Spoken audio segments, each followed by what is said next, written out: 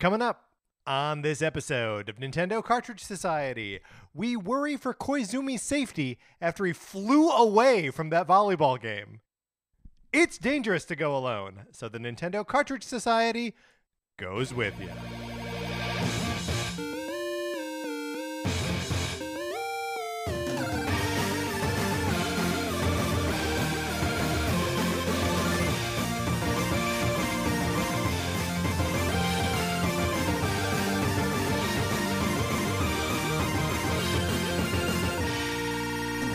Welcome to Nintendo Cartridge Society. My name is Patrick Ellers, and I am joined, as I am always joined, by my co-host, Mark Mitchell. Mark, happy Nintendo Direct Day to you. Happy Nintendo Direct Day to you too, Patrick. Also, happy Futurama's coming back. So weird. Wait, without the voice of Bender as of this recording, yeah. DiMaggio's totally coming back. He's 100% game to come back, as he's just waiting he just wants more money.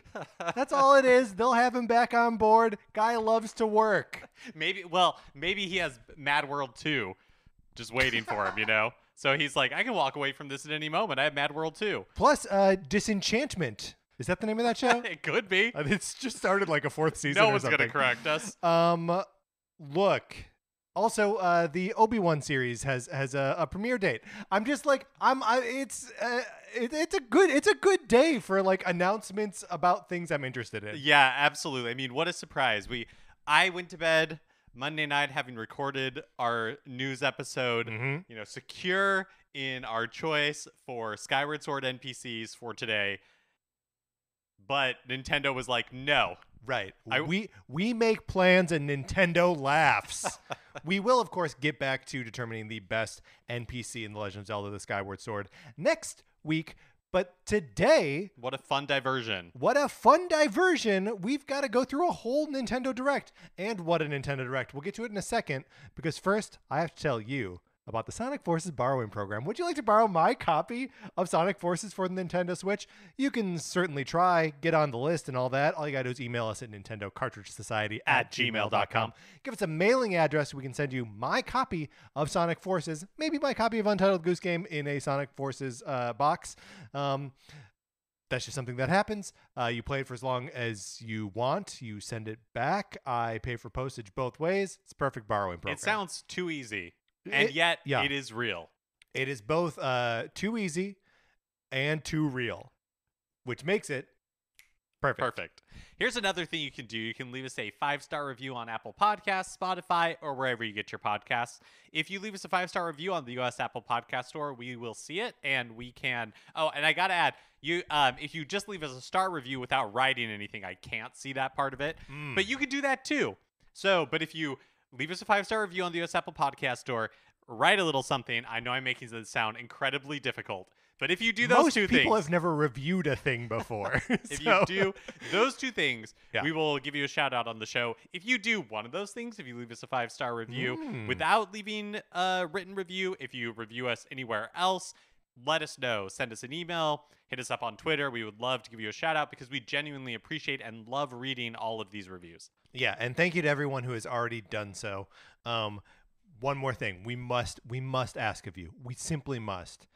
Email us your Kirby memories. Email us your favorite Kirby games, because we are about to embark on Kirby Month. That's 5 straight weeks of Kirby content, wall to wall. And we've got some kind of idea of what we're going to do, but we need your input. We need your memories.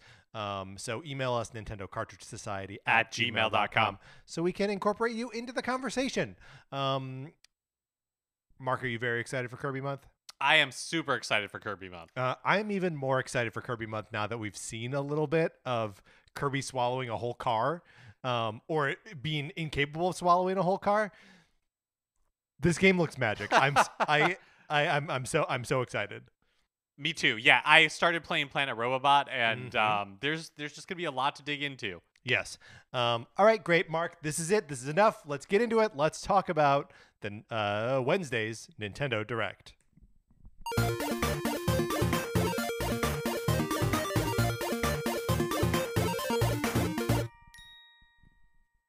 $40 dang minutes long. Loved every second of it. Every precious second. Even the 30 minutes of just the Nintendo Direct, like The holding preamble, screen. yeah. Yeah, it Can't get enough. That's so fun. I like seeing just that little card there when it like fades up to the white card that just says like due to COVID-19 and the blah blah blah blah. I'm like, oh yeah, here we go. It's just pure distilled excitement. Yeah. At 2:00 in the afternoon, why not? Okay. I'm gonna miss that white. Due to COVID-19, these games might change. I'm gonna miss that card when it goes away. Eventually. In 7 years. Yeah, I mean, not to start this off on a downer, because I think we both agree that this was a super fun Nintendo Direct. I think so too. I don't know about you, Patrick, but I feel like I have to watch a Nintendo Direct twice for me to really know how I feel about it.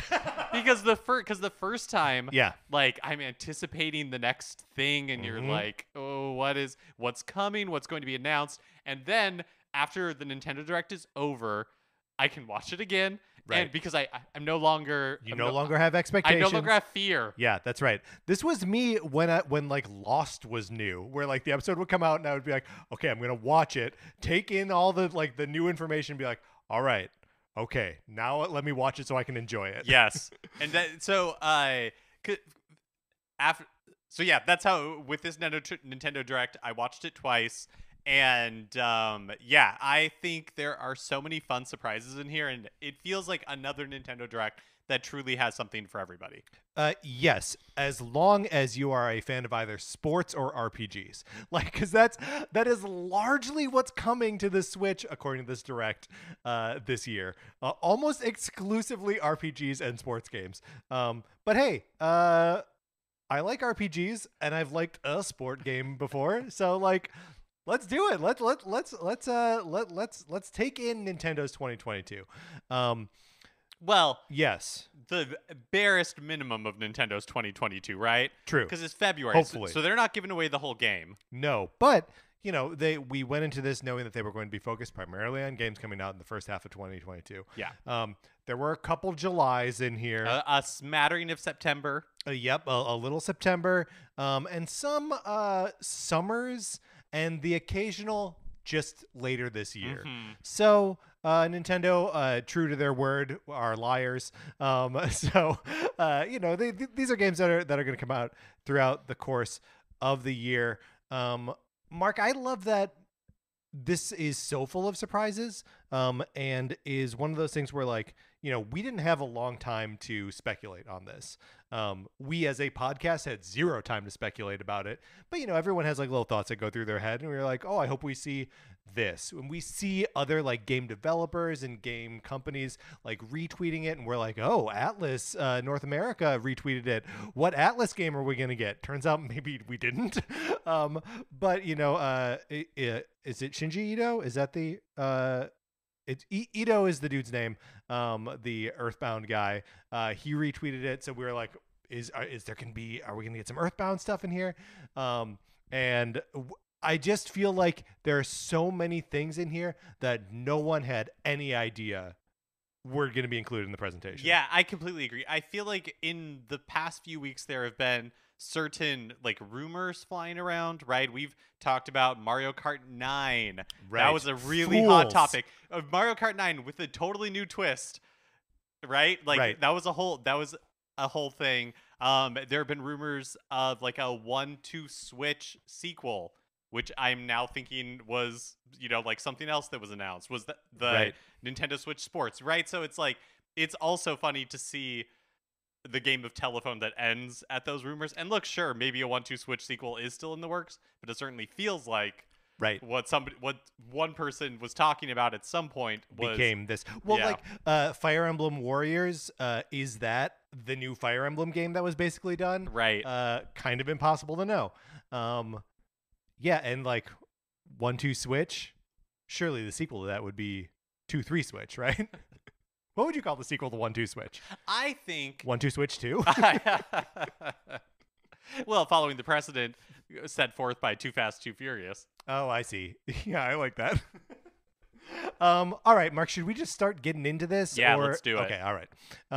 So first up is Fire Emblem Warriors Three Hopes, which is coming out on June 24th, 2022. As the name implies, it is a Musou game from Bandai Namco based on Fire Emblem Three Houses. And in the explanation that Takahashi gave for it afterwards, said that it took place in the same universe but was a new story. We see Byleth at like one point during the very beginning. But then that's kind of it. Byleth is just gone. And the three characters that we see used as playable characters are the heads of the houses, Edelgard, Dimitri, and Claude. Mark, what do you think of Fire Emblem Warriors? So I thought that it's interesting that it's a different story, because do you think that means that it like still takes place in the timeline of Three Houses? Because they're all younger, so right, they're the young versions of them. Before the time jump. Spoiler: there's a time jump. Right, yeah, I guess there's like two ways to view what he said about it being like a different story, right? Yeah. It is that one, they are not just retelling the story of Three Houses in Musou form, right? Or it is like an alternate timeline where the events of Fire Emblem Three Houses do not happen. Do you know what I mean? Yes. Well, and like just worth noting that this is I'm not going to say a problem, just a recurring thing in these Musou games based on Nintendo properties, where they inject either multiversal storytelling or time travel for literally no reason. Like the multiversal story of the original Hyrule Warriors is what's fun about it. You get all these different, like the Twilight Princess Link is in there, the Skyward Sword Link. Like it's fun in that way.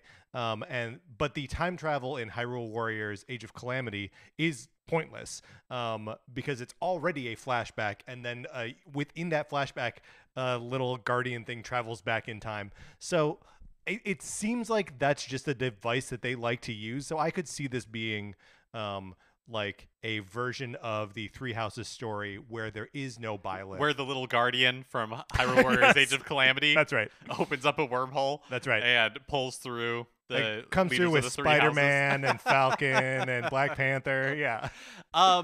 So what I thought was really interesting about this is it feels very much in the Hyrule Warriors Age of Calamity formula, where they're like, hey, like everybody really liked the world of totally Breath of the Wild and those characters, so let's bring them into this Musou game and tell another story with them. This feels very similar to what they're doing with Fire Emblem Warriors 3 Hopes, where there was a Fire Emblem Warriors. I think it did fine. It must have done well enough to get a sequel, but the Fire Emblem Three Houses is the most successful Fire Emblem game ever, and so it makes total sense to tie your wagon to that horse, tie your Musou to that horse.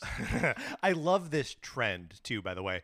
Like first just sort of abstractly tying a Musou to a Nintendo franchise. Vaguely it's Zelda, vaguely it's Fire Emblem, and then being like, no, it's this Zelda, no, it's this Fire Emblem.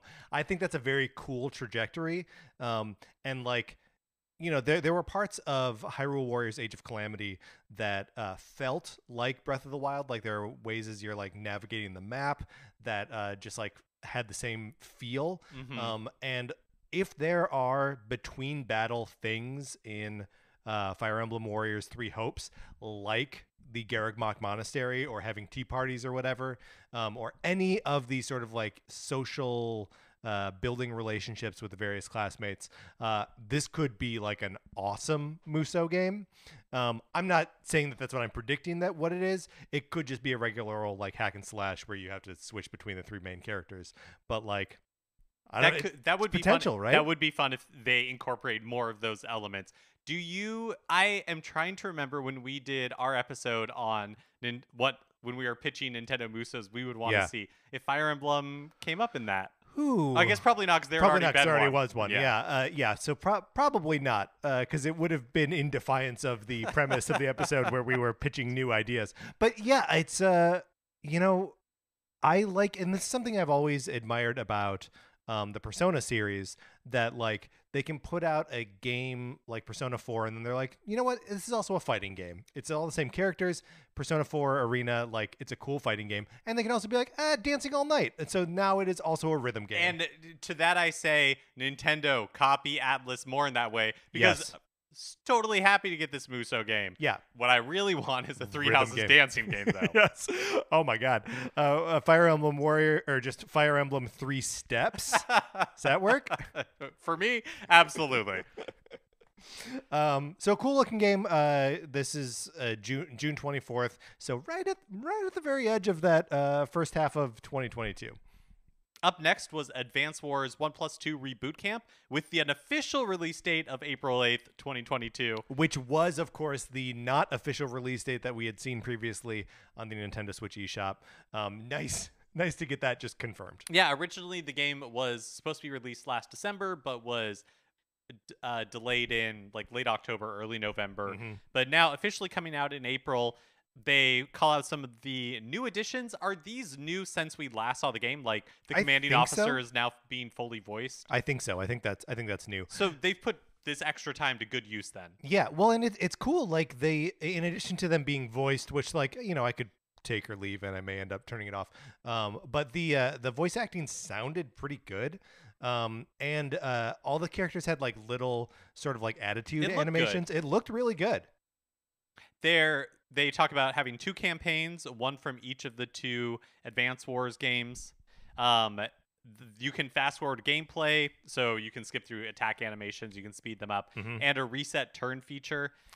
Reset turn feature is huge. So that like when you get to a point where like, oh, I botched this entirely, and just be like, skip back to the beginning of the turn and try again.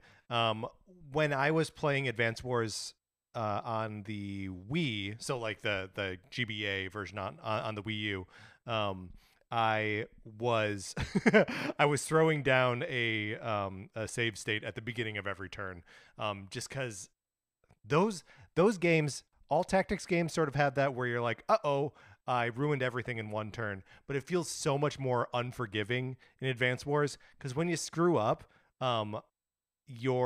if your unit survives, they are way less effective, right? Because they take damage, and then they're less able to deal damage. So like it's just immediately when you've started to go downhill. So I'm very excited about this reset turn feature. They also call it a high score chasing war room mode. You can create and share custom maps in the design room, and you can battle other players in local or online multiplayer. So were there custom maps and like make your own levels in the original Advance Wars? I don't know. That's cool. It's a cool feature. I know that was a big part of, God, and I did this last time the game came up. The indie game that is like Advance Wars but not Advance Wars. Yes, I'm sorry, I'm no help because I know exactly what you're referring to, right? And yet the title is completely totally eludes both of us. That had a make your own scenario and share it mode. But this game is shaping up to like it looks very cool. I'm excited about this one. Next up is No Man's Sky, which is coming out summer 2022. This is a game that started off on PlayStation, went through a bit of a rough patch, eventually was like sort of relaunched on PlayStation and everywhere else eventually, including in VR and all this other stuff. It was kind of cool to see it advertised the way Nintendo gives like a peek at games coming up. Like I had no concept that there were like alien races that were like parts of guilds and stuff like that. So just sort of like seeing those like character moments made me like interested in the game for maybe the first time ever. Still probably gonna skip this one though. Yeah, cool that it's coming to Switch. Yeah. Up next, oh boy, this is okay. This next game is a game that I think a lot of people have wanted for a long time. Really only skipped one generation, the Wii U generation. Right. We got one on the GameCube. We got one on the Wii. But I think a lot of people just assumed that we would never get it because we wanted it so much and it seemed so obvious. Mario Strikers Battle League, a new Mario Strikers game. I'm assuming from Next Level Games, the developers of the previous Mario Striker games, but also now probably best known as the developers of Luigi's Mansion 2 and 3. Mario Strikers Battle League coming June 10th, 2022. What a stunning surprise announcement. Strikers is one of those games where like you put it on your bingo card just cuz, right? Where you're like, yeah, it'll come back at some point. It would make sense for them to do this. Yes. But they never will. Is always like the, Right. the sort of caveat there. I got to say I love how much this is embracing the style and attitude of the first two Strikers games. It's I think something that we've laughed about on this show before, how like just mean they make everyone. Like Mario's got like a scowl, and there's this sort of like painterly aesthetic, that almost a like Street Fighter 4-esque aesthetic to like the box art for these games, and it looks like that is being incorporated directly into the game. Like when you do special moves, there's like a freeze frame and like everything. Yeah, it's almost like street art. Yeah, it seems really really cool. Yeah, it's coming in June. Yeah, so it's 5-on-5, like soccer, heavy on offense, special moves, special takedowns, special shots, like all that kind of stuff. The thing that I really like about Strikers, and I'm very glad to see is just being amplified in this game, is I like Mario Golf. I like, it's like fine. But Strikers is crazy. Yeah. Right? Like Mario Golf is an arcade golf game and they do some like fun stuff in it, but it's for the most part a golf game. Yeah. Strikers is loosely a soccer game. It is more just like an insane battle. Right. I mean, it is like the Mario Kartification Yes. of soccer, right? That Yeah. like, people are throwing shells at each other. Bowser is twice as tall as Mario. And it all just looks like super exciting and cool. I like this thing where the two halves of the soccer field were like coming together. And like one is very clearly related to one team and the other is related to like another team. I'll be interested to see like how they set that up. Not that I demand a story of my Mario soccer games, but like I'm not going to complain. They're going to justify it somehow. 8 players in a 4-on-4 game can play on one Switch, and it has online multiplayer, including a club mode where you can have up to 20 players in a club. It almost seems like a Reputation type thing. Yeah. Where, you are trying to just become the best club in your tier, potentially. Yeah, well, and like, are you? I don't totally understand like how this club mode works, but Mark, we are going to start an NCS club. Oh yeah, like, absolutely, for sure. And everyone listening to this, or the first 18 of you that can get to it, get in our club. I want us to be the best club around, and then I want to be like somewhere in the middle of the rankings within the club. All right. Next. Oh, you're excited about this, right? I am very excited about this. Very, very cool. Next up was Splatoon 3 Salmon Run Next Wave. Splatoon 3, did we know it was coming out summer 2022? I don't think so. Or just 2022? I thought it was just 2022. So I guess a little confirmation here that Splatoon 3 is coming out this summer. Which would match the timing of the second game at least. Possibly the first game as well. Yeah, wow. I do not remember when the first Splatoon came out. But it was kind of cool to just get a trailer that was only showing off Salmon Run, the co-op mode that we enjoyed so much from Splatoon 2. I was just really happy to see the Salmon Run is coming back for Splatoon 3. I really liked Salmon Run.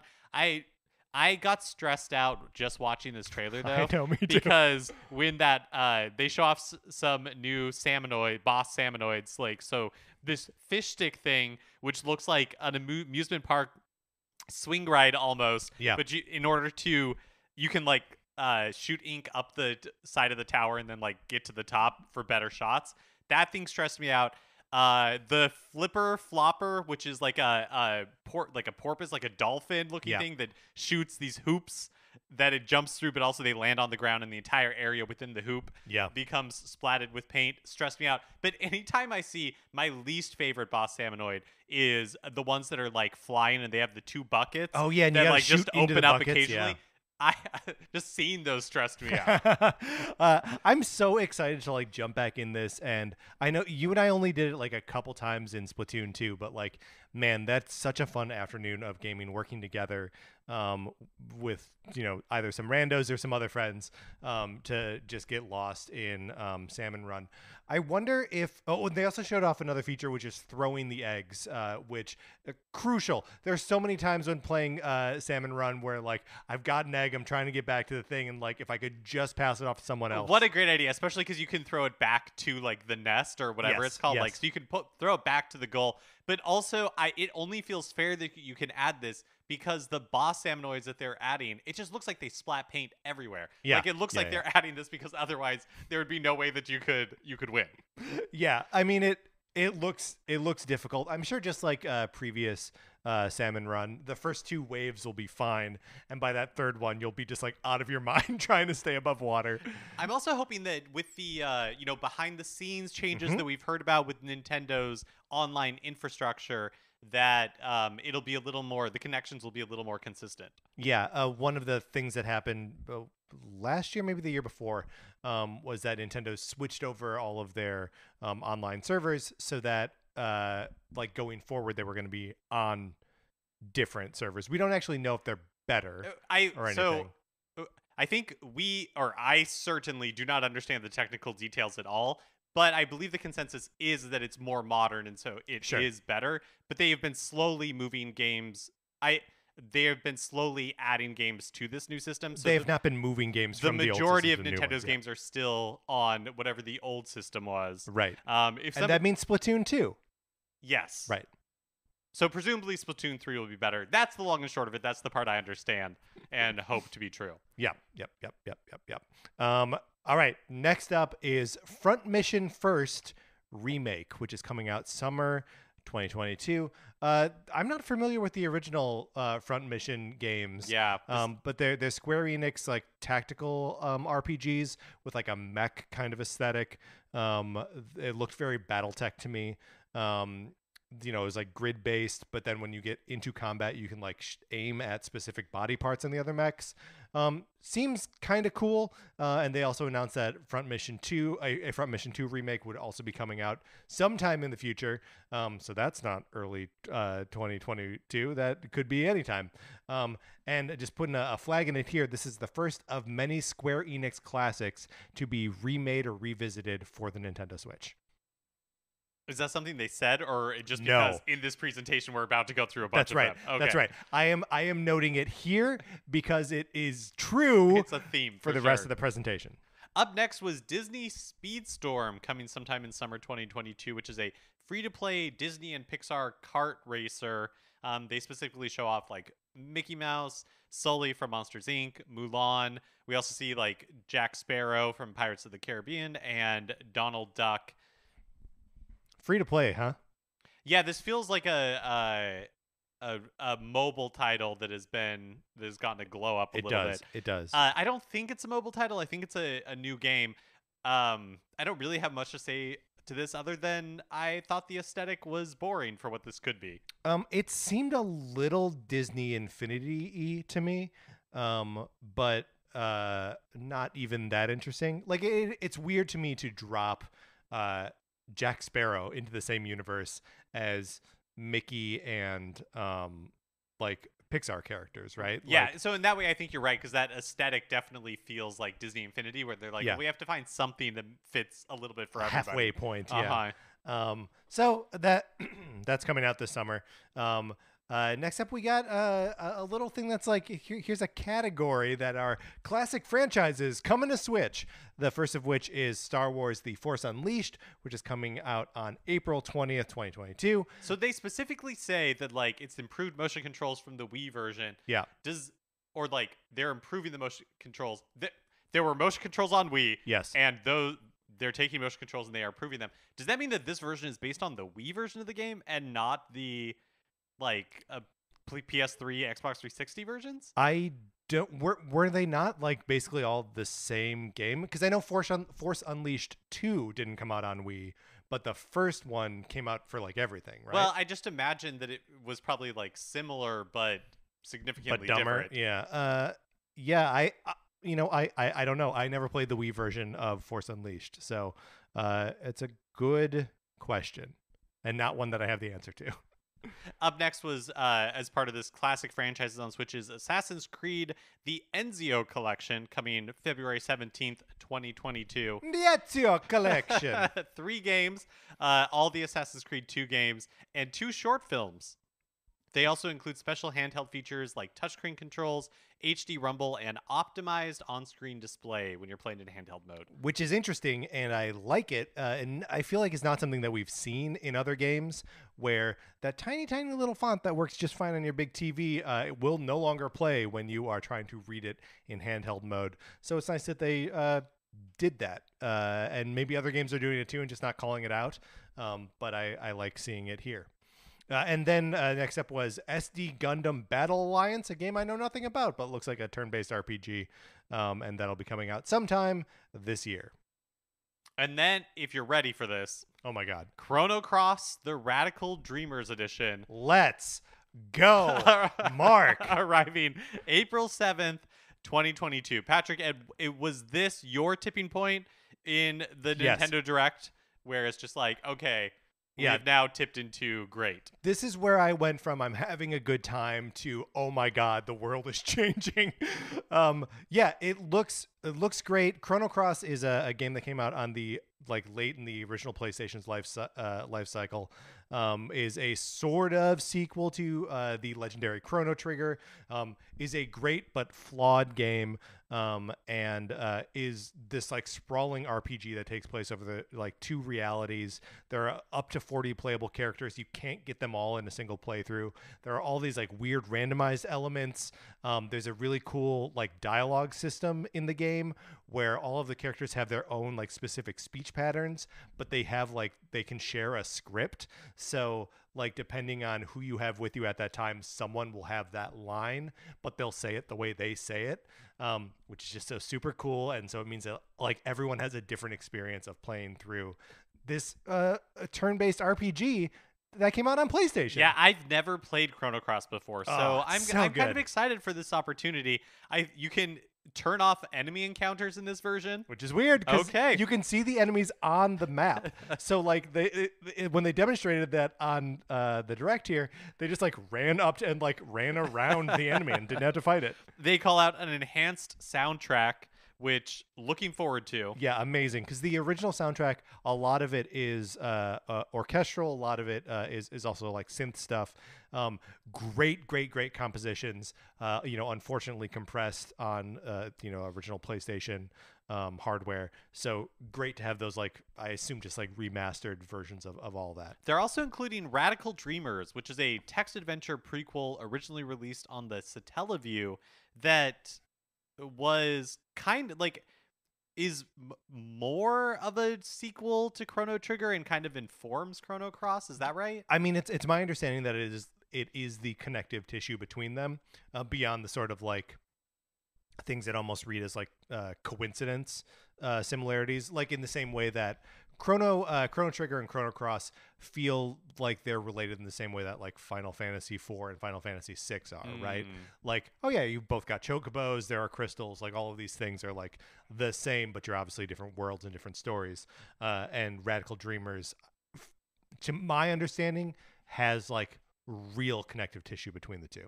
I thought, okay, yeah, that's awesome. I'm like I said, I'm very excited to check this out for the first time. This is number 2. I'm marking it off here. This is the second Square Enix game from the 90s that is coming back on Switch. It looks like it does have improved graphics. It's not being remade entirely, but everything looks way cleaner.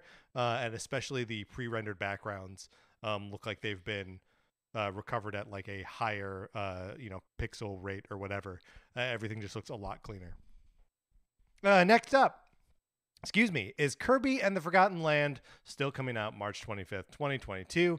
And this is the trailer. This is the trailer where they showed off mouthful mode, which is where Kirby tries to inhale something that is too big for him to inhale. And so he just has his body wrapped around a car, a vending machine, what have you, mouth first, his little feet dangling off the end. Mark, is this Nintendo holding Cappy until a month before Odyssey releases? This is the thing. This is not? big. This feels like an earthquake in Kirby-dom for sure. I mean, Carmouth. You're gonna have to. It's gonna be a tough road for any other game in 2022 to impress me as much as Carmouth does. I mean, if any other video game allows you to swallow whole a Volkswagen Beetle, then we can talk about are you as good as Kirby in the Forgotten Land. Sequel to Breath of the Wild better bump itself to 2023 because unless Link is trying to inhale his like motorbike from the And Breath of the Wild DLC. Not just inhale it, but he's got to get it like in his mouth. And he still can't fit the whole thing in there, so like the front tire is still coming out. And then he uses that in battle somehow. I just don't know how anything can measure up. We saw car mouth, vending machine mouth, cone mouth, scissor lift mouth, ring mouth, light bulb mouth, arch mouth, and water balloon mouth. That means we saw like 8 or 9 of these things, and they will never show us all of them in a trailer. So like this game is just, there's more of that in this game, Mark. Yep, for sure. Absolutely. We also saw a little bit about how you grow Waddle Dee Town and getting access to a weapon shop that evolves Kirby's copy abilities, changing both their functionality and the way Kirby looks, and I guess the way the weapons themselves look.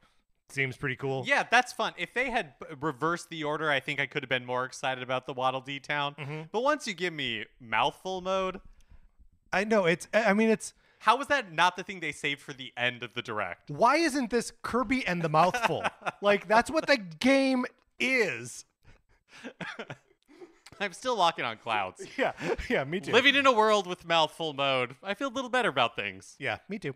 Up next was a trailer for MLB. I shouldn't say trailer. It was a weird vignette, a sketch. Yes. For MLB Let's The Show. Let's downgrade it to skit. Let's call it a skit, Mark. That's what it was. MLB The Show 22. Mm-hmm. We talked about this on Tuesday's show, releasing April 5th, 2022.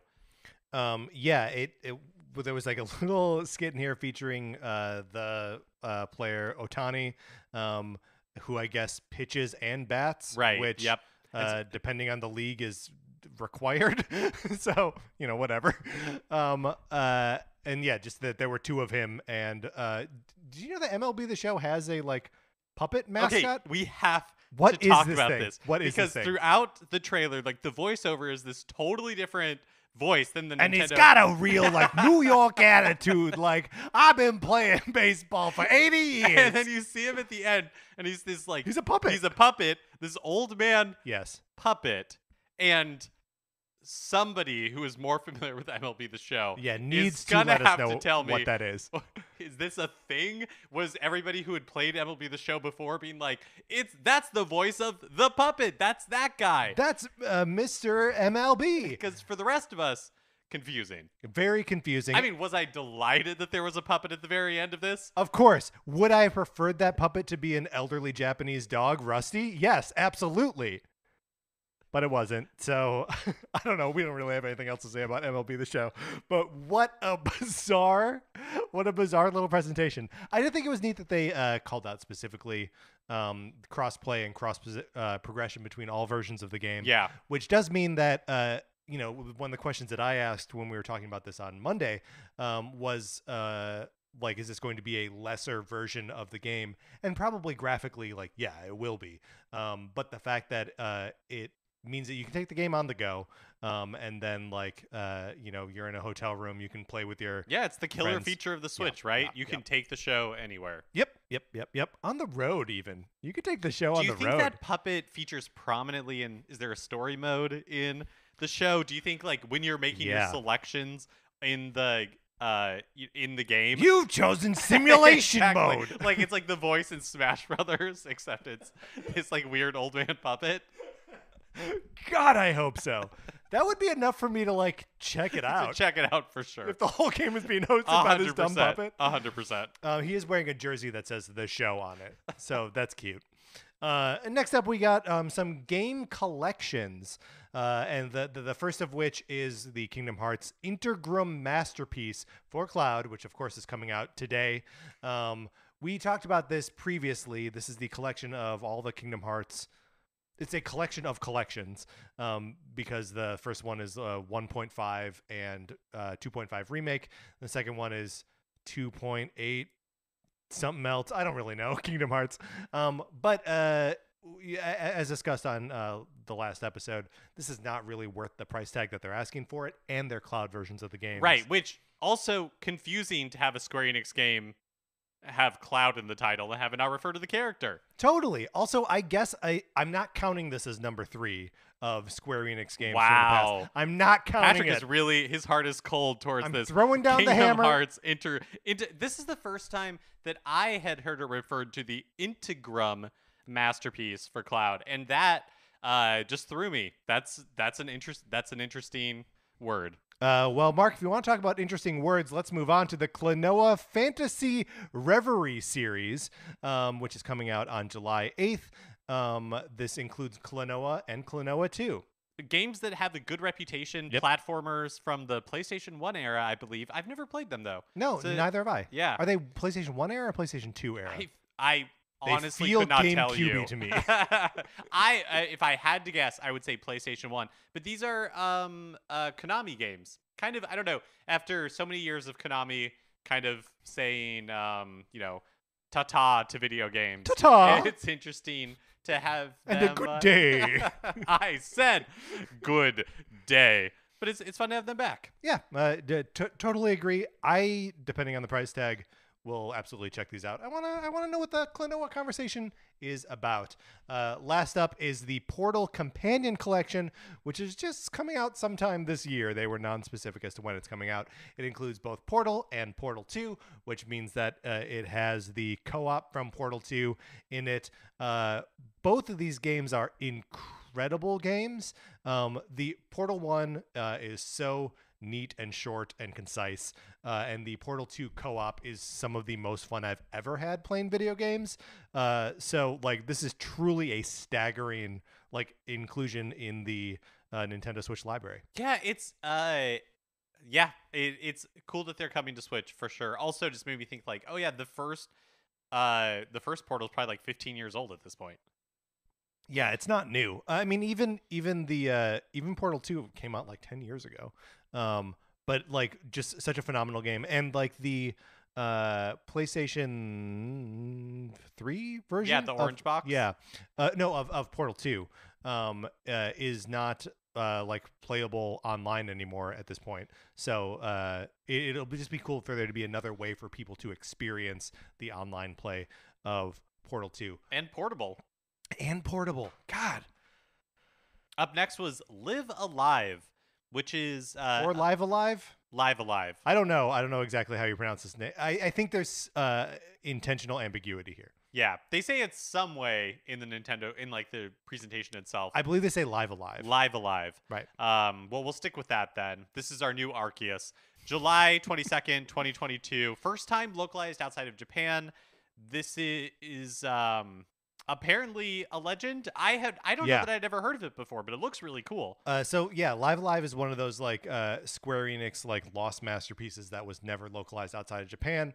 The version of it that we are seeing coming to Switch this summer is an HD 2D remake. I love that it's just becoming their go-to remake engine. I love it. Dragon Quest III is going to be an HD 2D, and it works. I like seeing it every time. Yeah, me too. Mark, every time I'm excited by it. This is an RPG that takes place over 7 different time periods.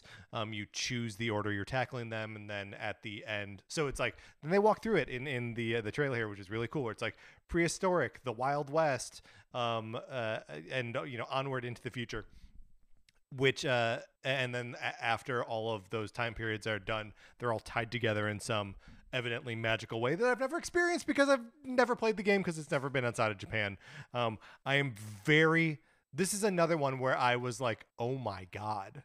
Like this is another one where the world is different. I'm very excited for this. Yeah, it looks really cool. I definitely plan to pick this up. I'm looking forward to it. Which rolls us right into maybe like the centerpiece, I would say, for this presentation, which is Nintendo Switch Sports, a sequel to Wii Sports. coming out on April 29th, pretty soon, honestly, 2022.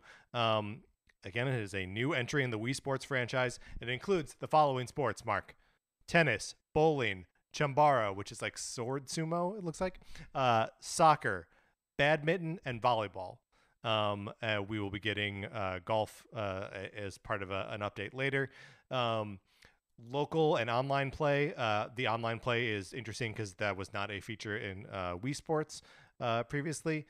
And speaking of online play, they're doing an online play test February 18th through the 20th. You will need Nintendo Switch Online to participate, but that's cool. That's so soon that we'll get to have like a taste of this game. I am surprised that we didn't all feel this coming, because this feels like such a monumental moment that the earth must have been shaking for weeks leading up to this announcement, and we just weren't tuned to it. Yes. Well, you know what was happening is the world was waiting for the Switch to outsell the Wii, and then for Wii Sports as a franchise to just like rear its head, open its eyes glowing red, and say, "Not today. I have more copies to sell." This is amazing. Also, you know, we this is another one where we have talked about on this show in the past. It's so sad that like a lot of these Wii franchises, you know, seemed like orphaned on the Wii. And I'll just start with the name. Love it. How are you going to rename Wii Sports for the Switch generation? You're going to call it Nintendo Switch Sports.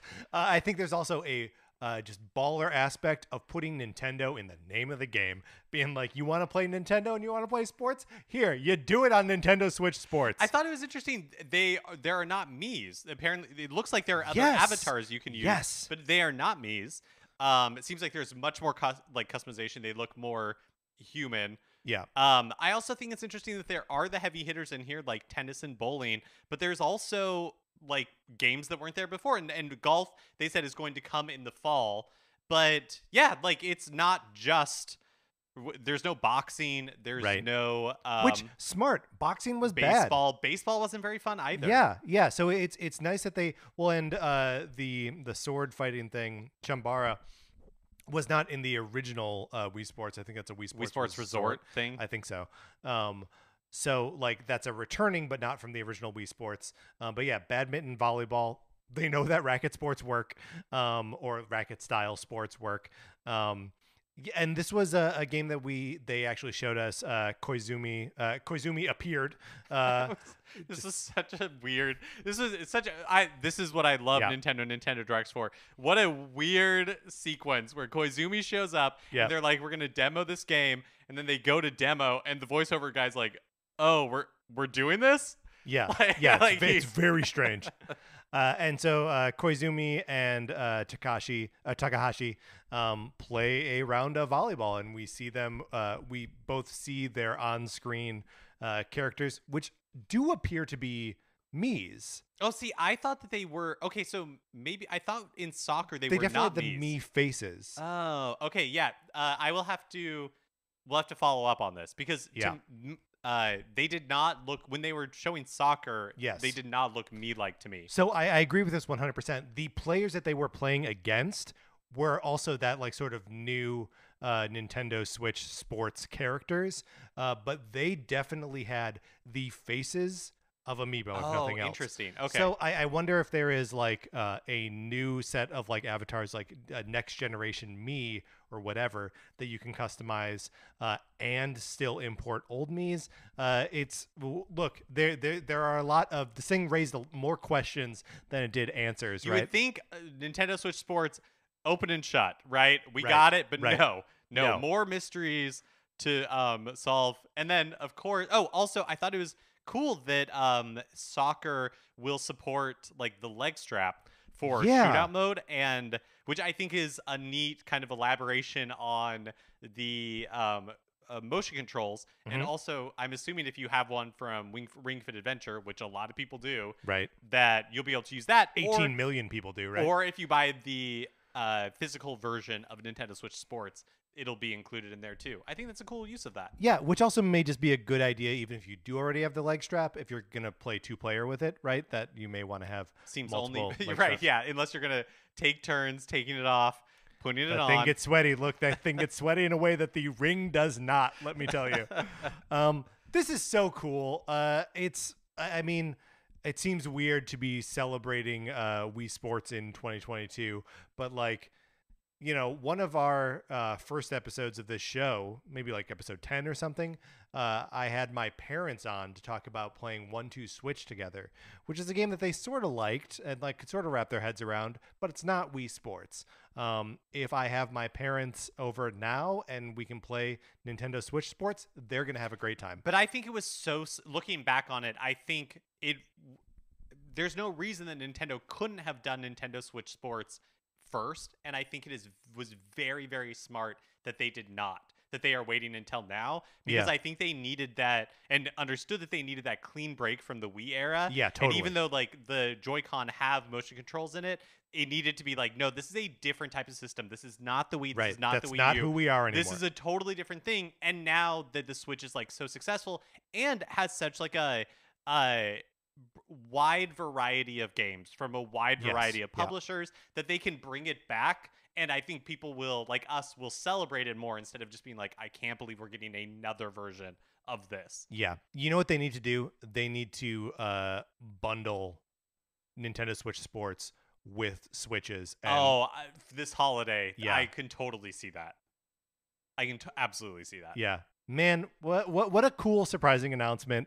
I'm just straight up excited for this. Yeah, me too. And I think your point about like playing it with your parents, playing it with like other people, that was one thing that the Wii and Wii Sports was so good at. And I think it'll be really fun to have that on the Switch as well. I think especially also in like the COVID era, and who knows, we're always like coming into and out of lockdowns and what have you at this point, and probably will for the next couple of years, right? That I think just every winter we're gonna approach a period where like people just aren't going out, and that everyone has gotten so used to getting on FaceTime with their friends or with their family or Zoom, or whatever.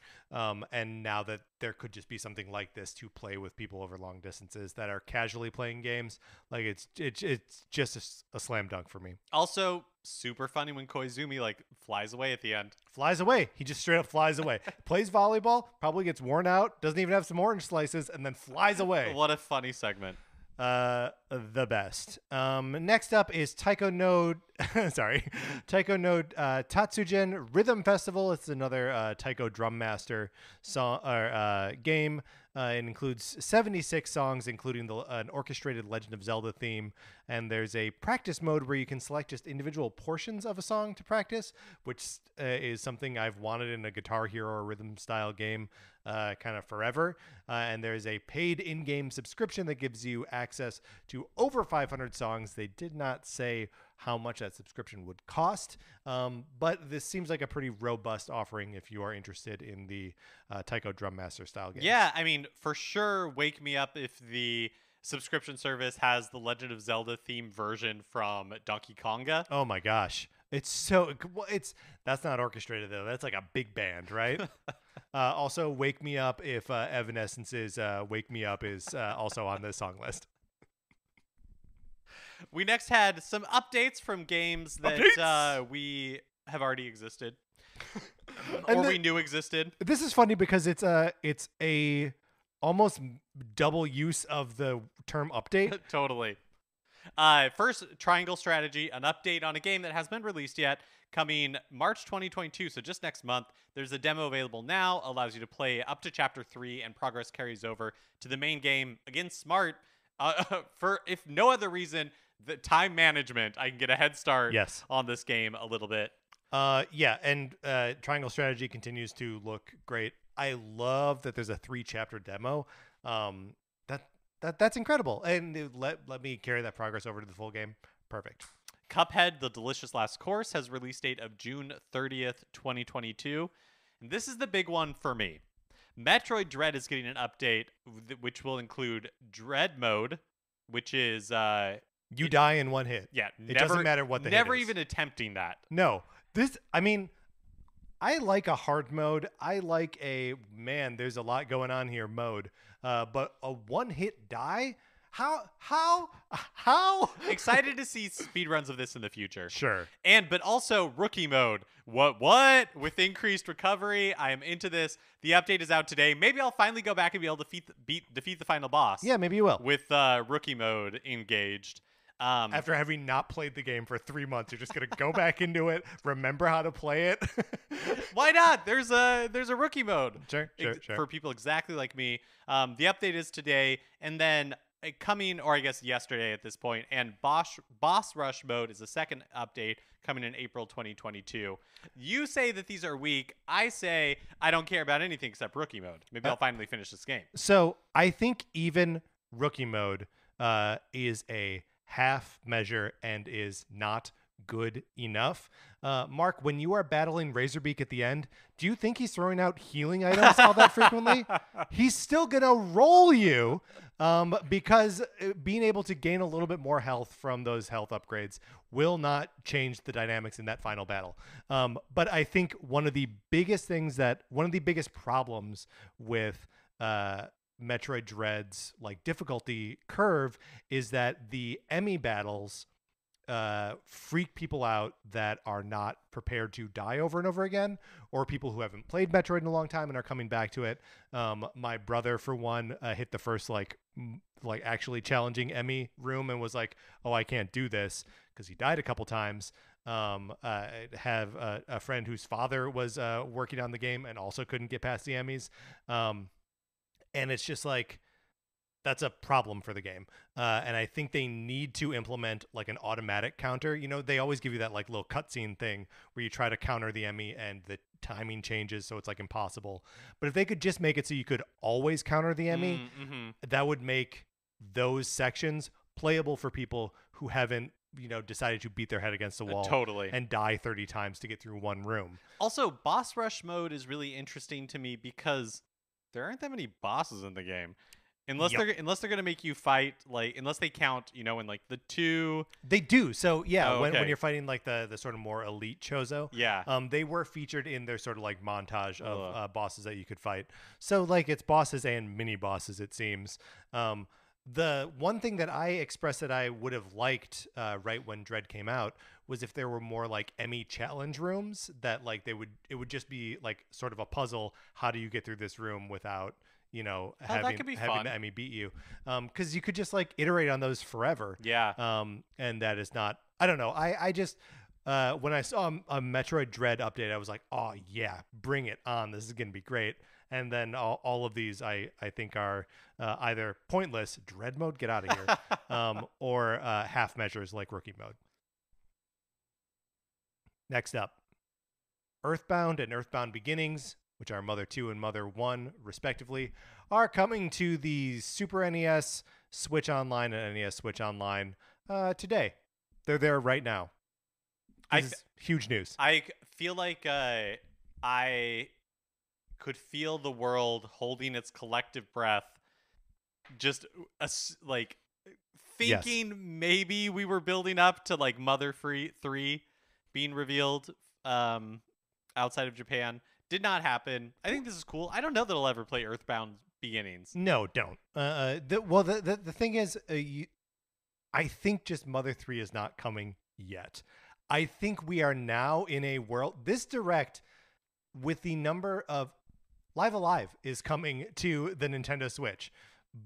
The first two Mother games are out on your Nintendo Switch right now if you're subscribed to Nintendo Switch Online. It's incredible. I just wanted to share a quick text exchange with friend of the show, Connor. He was excited about the Switch. And he was noting that, the Nintendo Direct, he noted that there's a certain game director that tweeted about a Direct, and boy, am I ready to get hurt. He's referring to Ito-san, who was tweeting, like, don't forget to check out the Nintendo Direct, implying EarthBound is on its way. To which I responded, Connor, don't you dare. Mother is a thing that will either happen or not happen. It is not a thing about which one hopes. So I've cautioned against too much hope where EarthBound is concerned, but two of the games launched on NSO for nothing today. It's amazing. Sizzle Reel was up next. You got good old sizzle reel. You have Zombie Army 4 Dead War coming April 26th. You get Getsu Fumiden Undying Moon, which is available today. Is that? I know that was announced previously. Was it Yes. an Indie World Showcase or was it the It Nintendo was. Direct from last It year? was at an Indie World Showcase, which is strange because it's a Konami game, but it seemingly was developed by. It looks cool. I like the art style of that of it a lot. Demon Slayer, Kimetsu no Yaiba? The Hinokami Chronicles out June 10th. We don't know anything about that. Lego Brawls out June. And 2 Point Campus out May 17th. All right. Now, Mark, we've been screwing around for like an hour. Let's talk about the news. The biggest news out of this Nintendo Direct, which is DLC for a 5-year-old game, Mario Kart 8 Deluxe Booster Course Pass, is starting to come out as soon as March. I love this. This made me so happy for so many reasons. Yes. One, I think it is hilarious that they're like, through the end of 2023, Yes. we can put those Mario Kart 9 rumors to rest, people. Right. Mario Kart 8 Deluxe is here to stay. Yes. It is going to be around for a while. Gobsmacked that Yes. this is part of Nintendo Switch Online plus Expansion pack. The Nintendo Switch Online Plus expansion pack has now justified its expense for the first year, in that it is both the Mario Kart and Animal Crossing DLC, which just those two things together would be $50. So it's,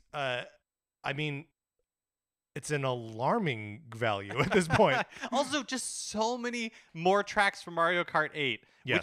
which is all I could ever ask for. Mario Kart 8 Deluxe is the. I would even argue that the original Mario Kart 8, without the DLC tracks, is a complete package, a perfect Mario Kart game. Then Deluxe. I will challenge you on that because of battle mode. Great point. A mostly perfect game. You're playing a lot of battle mode. But so in any event, the fact that the Mario Kart 8 Deluxe is as complete as it is, and they are going to be bringing 6 more waves of DLC, each wave bringing 8 tracks for a grand total of 48 additional tracks coming to Mario Kart 8 Deluxe over the course of the next 2 years. Including tracks from Mario Kart Tour. Yep. Which Double Dash. may as well be new. Yeah. Like Mario Kart Tour. Those and yes, this is a great point. These are not new tracks. These are all remastered tracks from previous games. But so many of the tracks that they've brought back from previous entries are remade to the point where they're like sort of unrecognizable in anything but aesthetic. Like anytime they bring a Super Circuit or original Mario Kart track, they have to do so much to make it a modern Mario Kart track that like it's not the same thing. But know? yeah, oh my gosh, yeah. This is exactly what I wanted because like you're saying, Patrick, I don't know how you improve on Mario Kart 8 Deluxe, so why try right now? Right. Just add to it. Yeah, just give me more of an amazingly good thing. What do you think this means for the weird rumor that there was a Mario Kart in the works and it had some like new feature to it or new twist to it?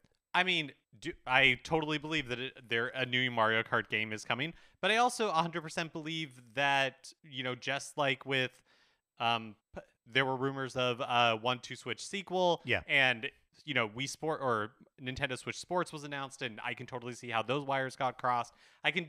It makes just as much sense to me that through the game of telephone, yes, like new tracks got turned into new twists. Yeah, Sure. Yeah. That makes sense. Like I said, the first wave of DLC here comes out March 18th, which is just a couple weeks away at this point.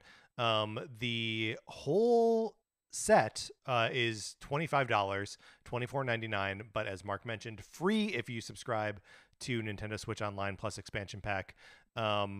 And yeah, the Wave 1 includes Coconut Mall from Mario Kart Wii, Choco Mountain from Mario Kart 64, and Tokyo Blur from Mario Kart Tour.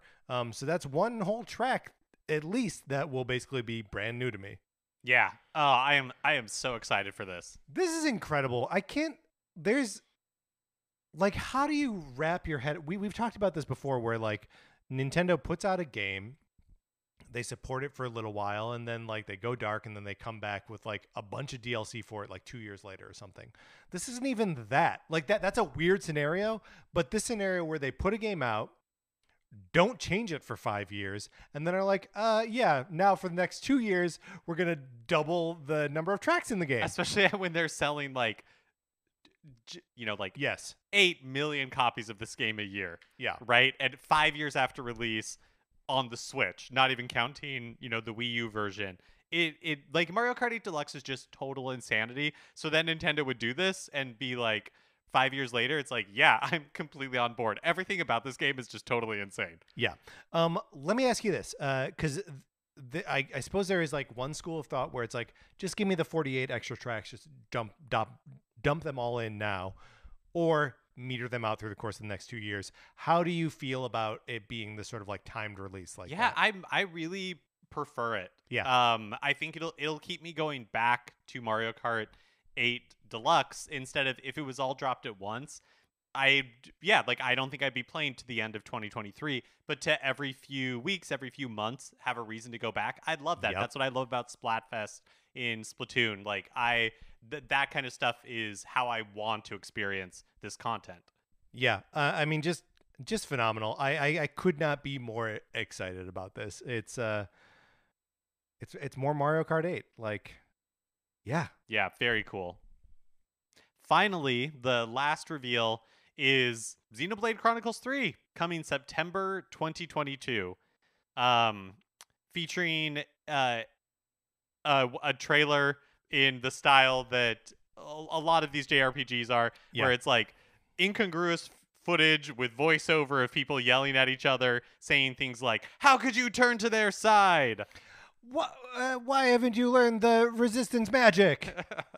Just all kinds of things that we can never really understand. I'm sure there are bits of like Xenoblade lore in this that fans are excited about. I did see one of those characters had the Shulk sword.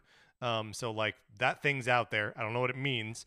But it's I don't know. I mean the game looks good, right? Like it is a pretty game. This is coming out in September. I also like that it takes place in the future of both games. Yes. So I think it's kind of fun to have, like those universes converging. Yeah. Yep. This is probably a game that I will purchase and play for an hour. It's a Xenoblade game It's after a all. Xenoblade game. That's what I have to do. All right, Mark, that closes out the Direct. It ran for 40 minutes. We ran for 70 so far. How'd you feel about it? I feel great. Yeah. It was a lot to take in, but I really do feel like there's I really feel like there's something for everybody. I feel like Nintendo, more than any other company, does such a good job of that, where like their Nintendo Directs touch so many bases. Yeah. How do you feel about the games that are notably absent from the lineup here? There's no Metroid Dread 4. There's no Breath of the Wild 2. There's no Metroid Prime remake. Did I say Metroid Dread 4? Okay, I meant Metroid Prime 4. But none of those like not none, but very few of like the sort of marquee. Like we know they're out there. They're out there. Other not mentioned on like Bayonetta 3, we just right. Was recently last year confirmed for 2022. It does not worry me. It's only February. We Right. know that Nintendo does not show their hand this early. The fact that there are so many games like this first part of the year, so many coming out in June. Like there's just a lot. What's going on in June? There's just a lot going on. Plus, like historically they have had if there's no E3, who knows what'll happen, but historically they've had directs in June, right, and then another one later in the 2020 year. notwithstanding. Yeah, so there is so much more of the year to cover. I will go to bed satiated tonight. Yeah, I mean we ate well, and will eat well through the rest of the year. I gotta say it was very nice to have that sort of like weird Nintendo moment of Takahashi and Koizumi playing what is effectively a Wii Sports title together. on the presentation. You know, just when you miss like Star Fox puppets or, you know, weird little bits that they're doing, they just go ahead and do one again. And we always have a weird old man puppet from the show to tide us over. For real, if anyone knows what that puppet's deal is, like, please email us Nintendo Cartridge Society at gmail.com. All right, I Mark, almost hope that it's a non sequitur, that like there is no explanation. It's never been heard of before. Right. Never seen again. Has no connection to the franchise. Do you think he's related to Statler and Waldorf from the Muppets? 100% do. Yeah, he's like the third one that they don't invite. Even he's like a little too brash for him. Because he's used to baseball heckling. They're like theater hecklers. They're more highbrow. He's bringing the chewing tobacco. Right, and they don't like that. Oh! All right, Mark, let's close this out.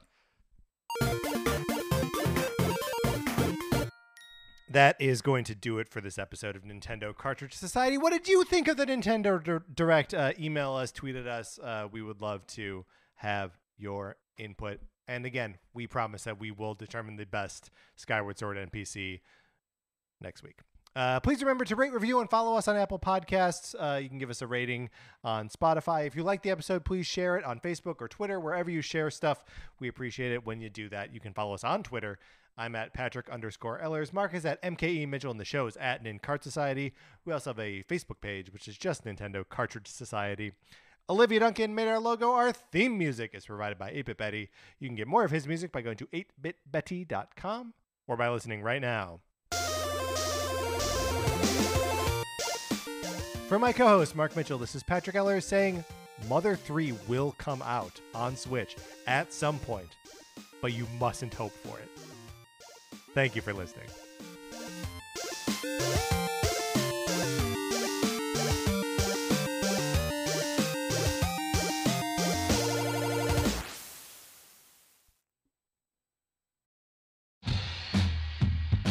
Have you ever encountered an unexplained hairy bipedal hominid in the woods? Have you received telepathic messages from an unidentified aerial phenomenon? If so, then you need to listen to Bigfoot Collectors Club. I'm Michael McMillan. And I'm Bryce Johnson. And together with super producer Riley Bray, we make up the Bigfoot Collectors Club. That's right. Every week we talk to actors, comedians, writers, and paranormal experts about their personal paranormal histories and share stories of high strangeness. Like the time when we talked to Craig Ferguson about the Loch Ness Monster and when a sea witch told him he had raven magic. Or the time I asked Pitch Perfect's Anna Camp her opinion on cattle mutilations. Past guests have included Rachel Bloom, Jen Kirkman, Paul F. Tompkins, Bobcat Goldthwait, and more. So if you've ever been abducted alongside 5 reindeer by an alien with drills for hands or witnessed Bigfoot crawl out of an interdimensional portal, don't laugh, happens all the time. Then check out Bigfoot Collectors Club on Campfire Media or wherever you get your podcasts. Bigfoot Collectors Club. You're here to believe us. Wait, is that how it goes?